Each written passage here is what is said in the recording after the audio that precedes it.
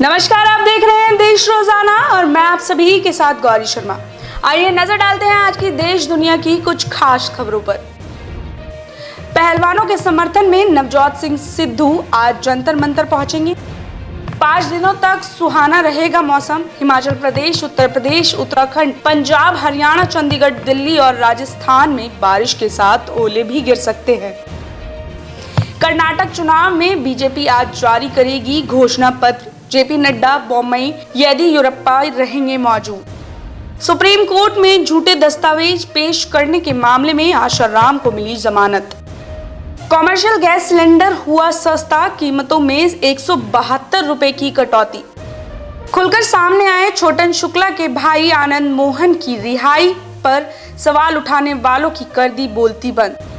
The Kerala story को लेकर भड़के शशि थरूर, कहा ये आपके केरल की कहानी, हमारे यहाँ की नहीं। अभिनेत्री जिया खान आत्महत्या मामले में सीबीआई की स्पेशल कोर्ट ने 10 साल चले मुकदमे के बाद अभिनेता सूरज पंचौली को बरी कर दिया। आज से शुरू होगी रक्षा मंत्री राजनाथ सिंह की 3 दिवसीय मालदीव यात्रा। केंद्रीय संस्कृति और पर्यटन मंत्री जी किशन रेड्डी को सीने में दर्द की शिकायत, दिल्ली एम्स में भर्ती। रूस के प्राइवेट मिलिट्री वैगनर को गोला बारूदी की कमी। पुतिन के करीबी प्रिगोजिन बोले रोज हजारों लड़ाकों के शव घर भेजने को मजबूर। सूडान में लड़ाई के बीच सेंट्रल बैंक में लगी आग, अब तक 3000 भारतीय निकाले गए। 186 लोगों के साथ कोची पहुंचा वायुसेना का विमान। ब्रिटेन में भारतीय मूल के माफिया को जेल की सजा, क्लास ए ड्रग्स और हथियारों को बेचता था। दूसरे देशों में भी फैला था नेटवर्क। पाकिस्तान के सियासी संकट का अमेरिकी संसद में उठा मुद्दा। यूएस के सांसद बोले इमरान खान के मुकाबले शहबाज शरीफ से डील करना ज्यादा आसान। अमेरिका के टेक्सास में शूटिंग, आरोपी ने पड़ोसी के घर में घुसकर फायरिंग की। 8 साल के बच्चे समेत 5 की मौत। तो ये थी देश दुनिया की कुछ बड़ी खबरें। अब आइए नजर डालते हैं हरियाणा की कुछ अहम खबरों पर। हरियाणा के मुख्यमंत्री मनोहर लाल खट्टर झांसा गांव पहुंचे। वहां पर पहुंचकर खुला दरबार लगाकर आम जनता की समस्या सुन रहे हैं। मुख्यमंत्री ने कहा हर जिले में मेडिकल कॉलेज बनाने का लक्ष्य है। 2014 में मेडिकल कॉलेज की 750 सीटें थी, जबकि मौजूदा स्तर में 1850 सीटों के होंगे एडमिशन। जो अपनी जितनी बढ़िया से बढ़िया योजना बना करके और सिस्टम को आगे बढ़ा सकते थे, विकास के काम उस नाते से भी हमने शुरू किए। कुछ काम पिछले पेंडिंग पड़े हुए थे कांग्रेस की सरकार के समय, हालांकि बोलते बहुत है, बड़बोले हैं तो बोलेंगे कि हम ये कर दिया, ये कर दिया, ये कर दिया, लेकिन हमने उनके किए हुए बताए हुए काम, घोषणा किए हुए काम, उस पर भी सैकड़ों हजारों करोड़ रुपए लगा करके उन सब। बल्लभगढ़ से अब लंबे रूट की बस चलने लगी है। इससे सवारियों को राहत मिलेगी। इसमें सोनीपत, पानीपत, कुरुक्षेत्र, देहरादून, ऋषिकेश, सालासर, बालाजी, खाटू श्याम जी आदि धाम और जगहों पर बसें चलाई जाएंगी। इन बसों को हिमाचल, हमीरपुर के अलावा अन्य दूर दराज के रूटों पर भी चलाया जाएगा। अभी हमारे पास 107 बसें जो ऑपरेशन में हैं, उनमें से केवल 27-28 गाड़ी जो है वो लोकल रूट पे चलती हैं। बाकी सभी गाड़ी लॉन्ग रूट पे चलती हैं, जैसे कि यहाँ से चंडीगढ़ और जी धर्मशाला, ये हमीरपुर और ये अमृतसर, अभी पंचकुला की भी हम 1-2 दिन में गाड़ी लगाएंगे। और हाँ, बैजनाथ, धर्मशाला, हमीरपुर, चंडीगढ़, अमृतसर और जो लॉन्ग रूट में हमारे आगरा आता है, आगरा, हरिद्वार, बुलंदशहर आता है, अलीगढ़, और ये इंटरस्टेट रूट में आते हैं, और एक हल्द्वानी, इन रूटों में हमारी गाड़ी जाती है। इसके अलावा राजस्थान में जैसे जयपुर और अलवर, बालाजी और एक जाती है, अभी हाल ही हमने शुरू की है गाड़ी खाटू श्याम जी, यहाँ जाती है गाड़ी। पृथला विधानसभा के गांव करनेरा के लोगों की 10 साल पुरानी मांग को देखते हुए हरियाणा वेयरहाउस के चेयरमैन एवं पृथला के विधायक नैनपाल रावत ने इस सड़क के निर्माण कार्य का उद्घाटन किया। करीब 1 करोड़ 11 लाख की लागत से यह सड़क अब जल्द ही बनकर तैयार हो जाएगी। इस सड़क के बनने से हजारों ग्रामीणों को इसका फायदा मिलेगा। इसके अलावा गांव के स्टेडियम तक जाने वाले रास्ते को भी जल्द ही बनाया जाएगा, जिसके 16 लाख रुपए पास हो चुके हैं। विधायक नैनपाल रावत का गांव करनेरा में पहुंचने पर ग्रामीणों ने फूल मालाओं से साथ जोरदार स्वागत किया। इसके अलावा ग्रामीणों ने जो भी मांगे रखी हैं उनको भी मुख्यमंत्री मनोहर लाल के आशीर्वाद से जल्द ही पूरा कराया जाएगा। आज करनेरा से जो हमारे सरूरपुर है एक कच्चा रास्ता था जो 4 कदम का था और बहुत दिन से इनकी डिमांड थी कि ये यहाँ से पक्का बने ताकि गांव से गांव को जोड़ा जा सके।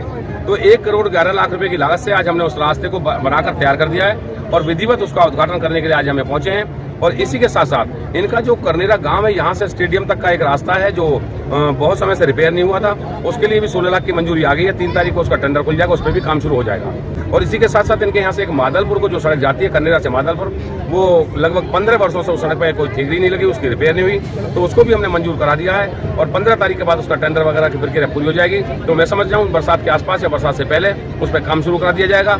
इसी प्रकार मादलपुर से जो सरूरपुर की रोड है उसकी मंजूरी भी हमने सरकार से दिलवा दी है।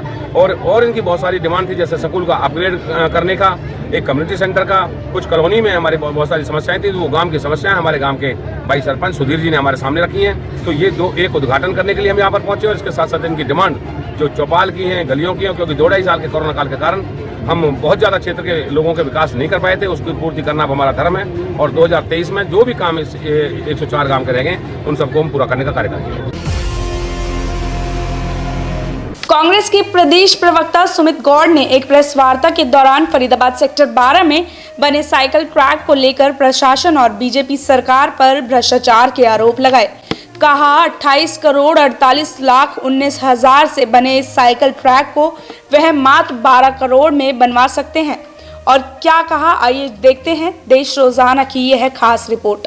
देखिए साथियों, जैसे कि आपको पता है मैं फरीदाबाद के आम जनता की हक आवाज उठाता रहा हूं और आगे भी उठाता रहूंगा। एफएमडीए के जो एक बहुत बड़ा घोटाला है मैं वो दिखाने जा रहा हूं। कांग्रेस जन सिर्फ इस भ्रष्टाचार में की गर्त में डूबी बीजेपी सरकार व इसके अधिकारियों को हम जगाने का प्रयास करते रहते हैं आम जनमानस के हित के मारे। जो ये फरीदाबाद में साइकिल ट्रैक के नाम पे मैं खोलने जा रहा हूँ, देखिए आपकी आंखें खुली रह जाएंगी। 28 करोड़ 48 लाख 19 हजार की ये सड़क, मात्र इतनी सी चंद किलोमीटर की सड़क, जो 28 करोड़ का इन्होंने यहाँ खर्चा किया है। सेम खर्चा सेम काम मेरे से करवाए, मैं कॉन्ट्रैक्टर दूंगा जिसने नगर निगम में उस लेवल पे काम किए होंगे। ये सारा काम हम 12 करोड़ में करके दिखा देंगे आपको। और बोलिए। मौसम विभाग के पूर्वानुमान के अनुसार आज 1 मई को दोपहर बाद आसमान में अचानक काले बादल छा गए और झमाझम तेज बारिश शुरू हो गई। बरसात इतनी भयंकर रूप से बरसी कि शहर के तमाम कॉलोनियों, सेक्टर एरिया और आदि योगीय क्षेत्र देखते देखते जलमग्न हो गए। क्या नाम है आपका? विजय कुमार।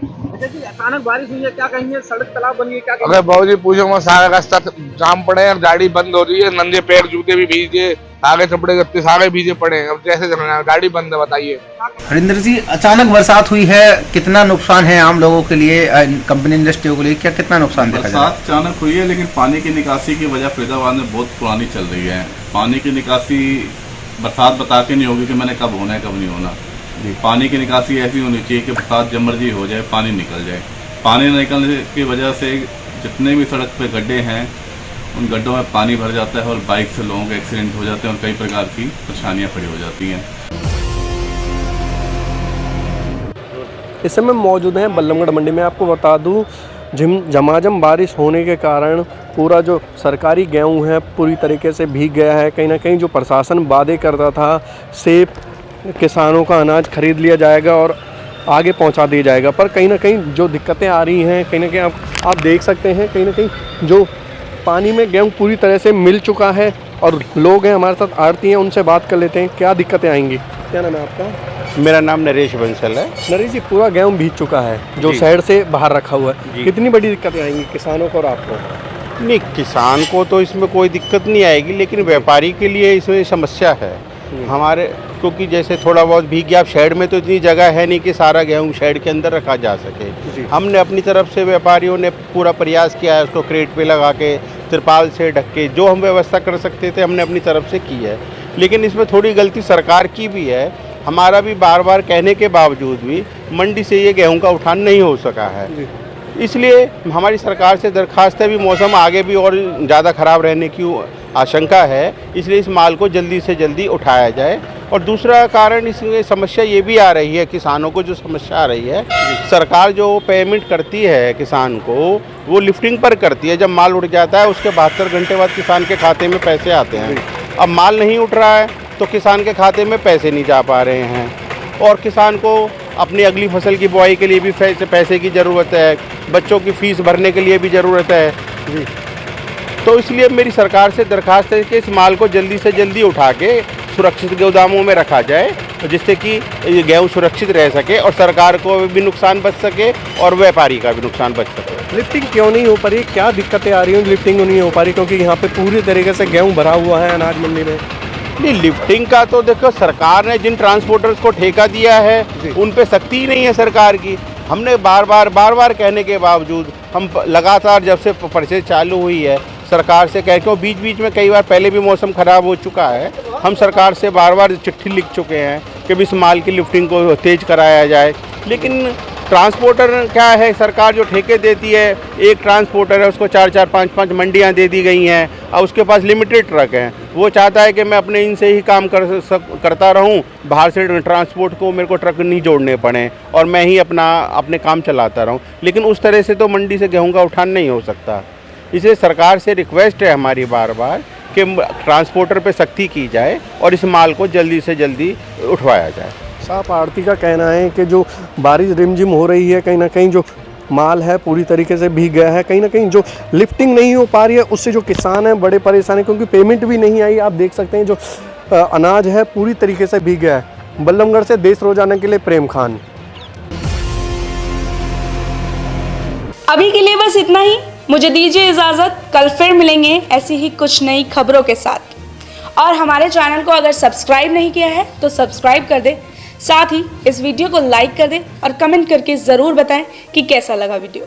हमारे साथ जुड़े रहने के लिए देखते रहिए देश रोजाना का यूट्यूब चैनल, सब्सक्राइब कीजिए।